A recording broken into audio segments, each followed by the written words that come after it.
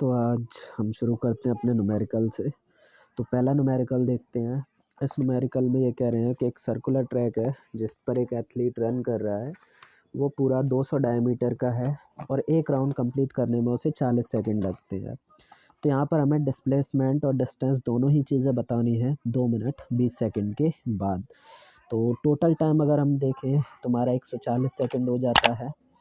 अच्छा, यहाँ पर एक चीज़ देखने के लिए ये है कि एक राउंड अगर 40 सेकंड में लग रहा है तो 140 सेकंड में आपके 3.5 राउंड हो जाएंगे, या ये कहें 3.5 राउंड।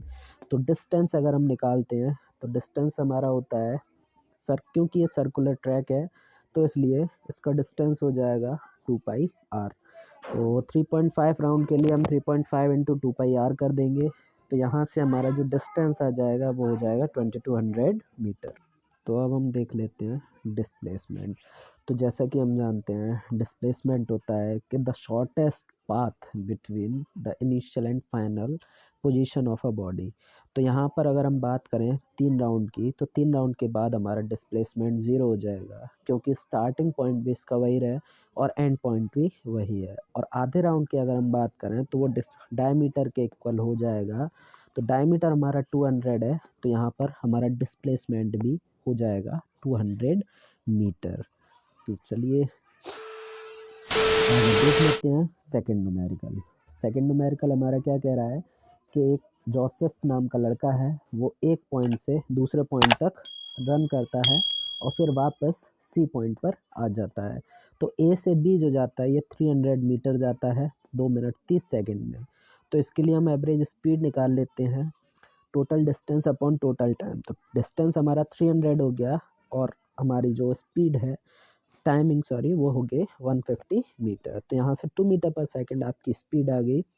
वेलोसिटी की बात करें तो वेलोसिटी भी यहाँ सेम रहेगी, डिस्प्लेसमेंट आपका 300 मीटर एंड 150 उसका टाइम। चलिए अब बात कर लेते हैं मोशन जब ए से सी तक आता है। तो ए से सी आने में डिस्टेंस तो 400 मीटर आपका कवर हो जाएगा।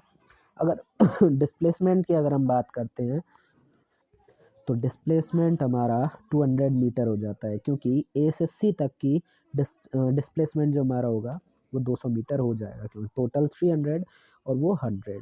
तो यहाँ से एवरेज स्पीड हमारा 400 मीटर के लिए निकलेगा और 210 टाइमिंग हो गई, क्योंकि 1 मिनट उसे बी से सी आने में लग जाता है। तो 210 सेकंड हमारे हो गए टोटल टाइम। तो यहाँ से एवरेज स्पीड हो गई 1.90, उसी तरह से डिस्प्लेसमेंट हो गया 0.95 मीटर पर सेकेंड। थर्ड न्यूमेरिकल की अगर हम बात करें तो यहाँ थर्ड न्यूमेरिकल हमारा ये कह रहा है कि एक बॉय है जो अपने घर से स्कूल जाता है और स्कूल से वापस घर आता है। तो जाते वक्त उसकी स्पीड होती है 20 किलोमीटर पर आवर और आते वक्त उसकी स्पीड होती है 30 किलोमीटर पर आवर। तो डिस्टेंस हमारा सेम है, क्योंकि वह स्कूल से घर और घर से स्कूल जा रहा है। तो टाइम टेकन यानी स्कूल जाते टाइम T1 हो जाता है और T2 हो जाता है जब वो घर वापस आता है। तो यहाँ टाइमिंग T2 हमारी हो गई घर वापस आने के लिए। तो एवरेज स्पीड अगर हम निकालेंगे तो डिस्टेंस हमारा x है और टाइम T1 है। स्पीड हमें क्योंकि 20 दे रखी है तो यहाँ हमारा T1 हो जाता है x/20। उसी तरह से अगर हम T2 की बात करें तो आते वक्त उसकी स्पीड क्योंकि 30 थी तो ये हो जाता है x/30। अब क्योंकि हम जानते हैं हम एवरेज स्पीड निकाल रहे हैं तो टोटल डिस्टेंस तो हमारा 2x हो जाएगा। क्यों? क्योंकि जाने वाला डिस्टेंस यानी जब वो स्कूल से घर जाता है या घर से स्कूल जाता है दोनों की डिस्टेंस x और x है।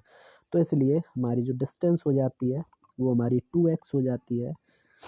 x यानी स्कूल जाते वक्त, x यानी होम यानी घर वापस आते वक्त। ठीक है, तो टोटल डिस्टेंस हमारी हो गई 2x। तो फॉर्मूला एवरेज स्पीड का होता है total distance upon total time. तो टोटल डिस्टेंस तो हमारा हो गया x प्लस एक्स और टाइम हो गया हमारा x/20 एंड x/30 जो अभी पीछे हमने निकाला था। दोनों को ही ऐड कर लेते हैं तो हमारी वैल्यू आ जाती है 2x/5x/60। 60 हमारा ऊपर पहुंच जाता है और 5 से जब डिवाइड करते हैं तो हमारी एवरेज स्पीड आ जाती है यहाँ पर 24 kilometre per hour. Thank you. Channel को लाइक और सब्सक्राइब करना ना भूलें।